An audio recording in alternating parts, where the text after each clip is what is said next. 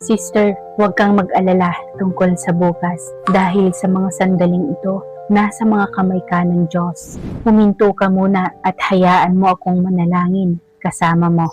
Lord, salamat dahil hinayaan mo ang minamahal mong anak na ito na maging handang huminto muna bago matulog.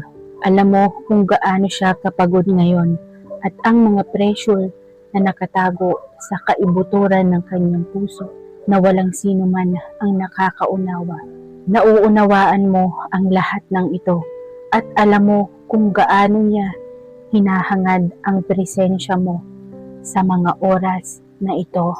Lord, ipayapa niyo po ang sister na ito ngayong gabi. Pakalmahin ang kanyang pagkabalisa, palayasin ang kanyang mga takot, yakapin ng malalim ang sugat sa kanyang puso at bigyan siya ng tunay na kapahingahan. Heavenly Father, tipuin mo po ang kanyang katawan at kaluluwa.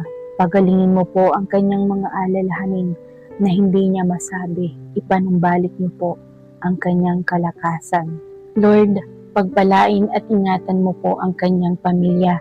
Protektahan mo sila laban sa panganib, sakit at kakulangan. Alisin mo ang lahat ng pangamba at kaguluhang gustong magnakaw ng kanilang kapayapaan at hayaang mapuno ang kanyang tahanan ng iyong presensya at iyong kapayapaan. Lord, patawarin mo ang kanyang mga pagkakamali. Putulin mo ang gapos ng pagkakasala at alisin mo ang mga pabigat na hindi nagmula sa iyo.